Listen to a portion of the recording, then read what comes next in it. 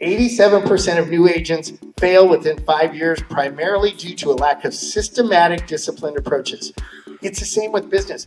That's why I coach business entrepreneurs. Do you guys have a business plan? Do you have your strategy set out? Is it written so you can be accountable? Did you share it with somebody that cares about you? I guarantee you some of the stuff I give you today is better than anything you're going to get in a CE class this year. Be the expert. Be the educator. Be credible.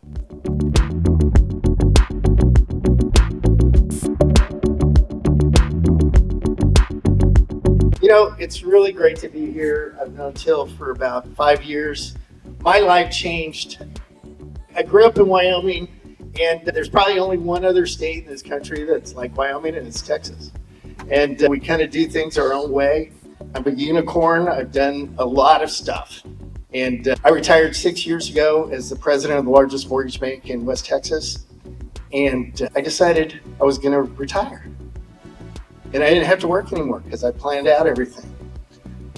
But some people that I worked with while I was the bank president, I encouraged people to grow their businesses. I trained real estate agents. I trained builders. I taught them things that could help them do well. Why? Because when your partners do well, you do well. And the most important thing that I learned is that I had a gift for teaching people. I try never to talk over anybody's head. I think it's important that we all understand each other and that you learn fundamental things that can change your life. And some of the things that changed my life is I stuttered. And so now I speak in front of people in Dubai, in Greece, in Costa Rica. I've got to travel all over the world the last 5 years, and it's been really exciting. But you have obstacles. And what you learn when you have obstacles is that they make you better, or you can run and hide. So I don't believe in running and hiding. I speak in front of people even though I stutter still.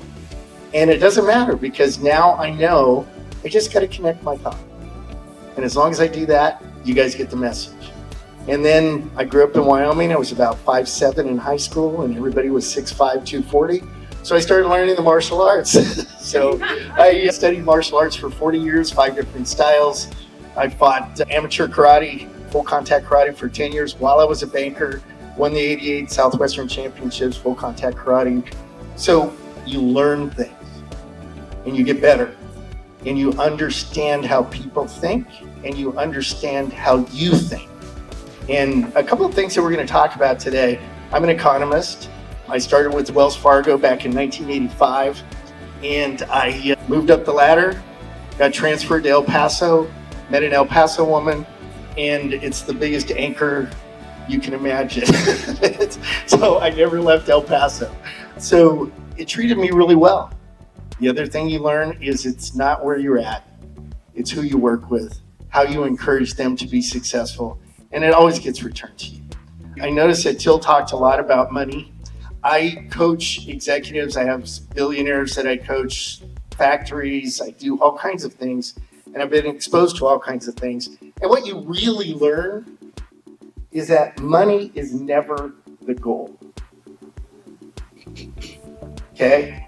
Money is a tool. And we need a tool, and we need some of the other tools I'm going to teach you today. But I won't coach people, and I charge $1,000 an hour. I will not coach people that money is their goal. Because choice should be your goal. And she did mention that, what you want to do. I love my life now because I pick who I work with. If I don't want to work with you, I don't work with you. I don't have to.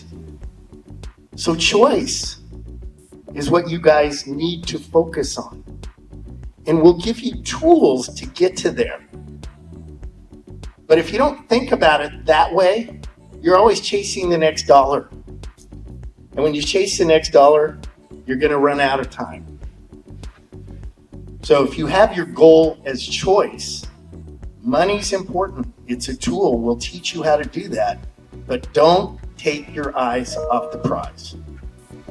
Okay? Now, I want to ask you guys as realtors, what's the biggest challenge you had in 2025? Raise your hand. Qualified buyers. Great.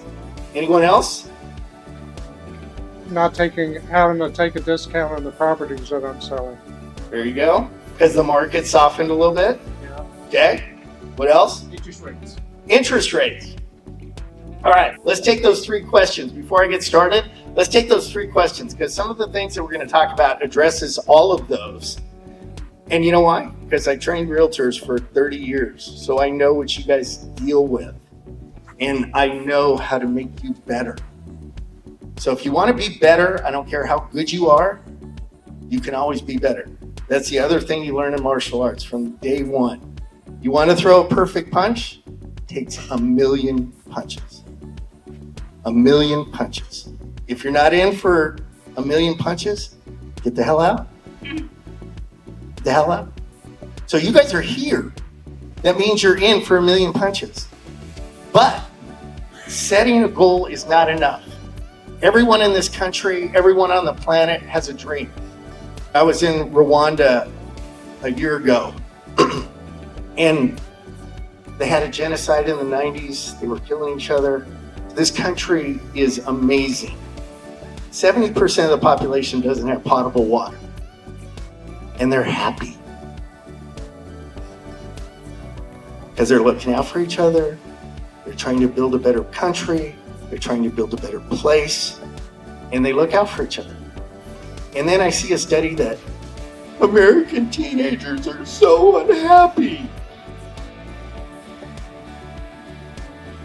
You know why? Because they spend all their time on their damn phone. They don't learn about each other. Every one of the problems you have can be solved with people. Okay? Can be solved with people. Interest rates. I'm going to attack that one since I'm old and I've been in the business since 85. In 1985, when I started with Wells Fargo, interest rates were on mortgages 17 to 21%. That's with perfect credit, 10% down. You know what? We sold houses. We sold houses. The saying went through 2006, anything under 8 is great. And now we have a whole bunch of people saying it's 5%. I'm going to give you one other thing that's not up there. You know what impacts interest rates? What mortgage bankers think. And I'm going to tell you this because as a mortgage banker, doing millions and millions of dollars in business, I had to purchase mortgage-backed securities. I packaged them myself. What do you have to do? You have to anticipate the rates, not 30 days in advance, not 60 days in advance, but 90 to 120 days because you lock in the rate, then you fill up the mortgage-backed securities with loans. So that's why when somebody anticipates the Fed lowering the rates, the real estate rates drop prior to that. You guys understand that? Okay. So if they make a mistake though, and they don't think it's going to happen, then rates can go up. And if the rates drop, it doesn't have an immediate impact because they've already sold those mortgage-backed securities. They fill those first. So what do? They pay you SRPs, they pay you those kinds of things. So it's not just Feds, it's not just T-bills, it's a combination of things.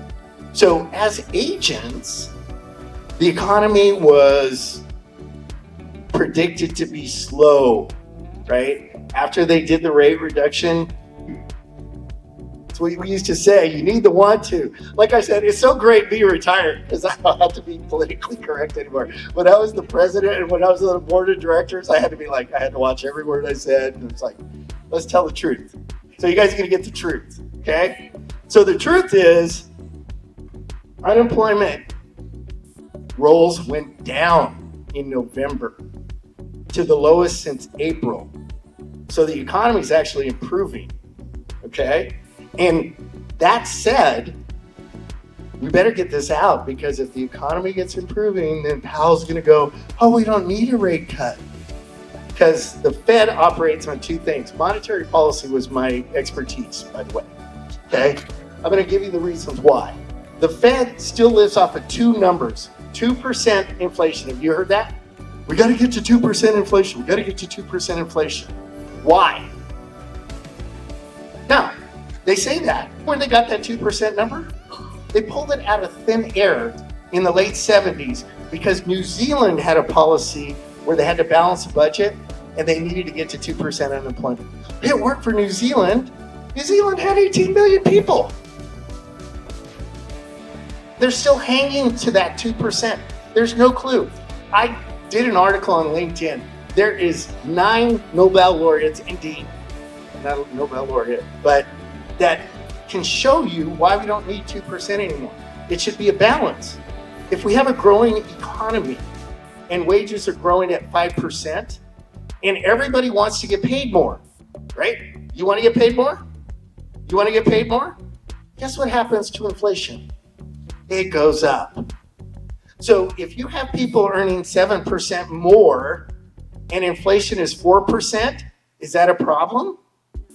No. But ask Powell, we got to get to 2%. We got to get to 2. Why? I don't know, but we got to get to 2%. Ridiculous. You have to have a balance. Everything in life has a balance. There's a balance in business. There's balance in your personal life. There's balance in your faith. There's balance, Ember, more through the beginning of the year. Strong Texas economy, increased inventory providing marketplace, continued population and wage growth. Okay? Market timing. Current conditions favor strategic buyers. Price stability offers predictable returns. Rising inventory creates selection opportunities. Lower borrowing costs expected through 25 and 26. So if you look at that stuff, pretty good time to be a realtor. And you know what?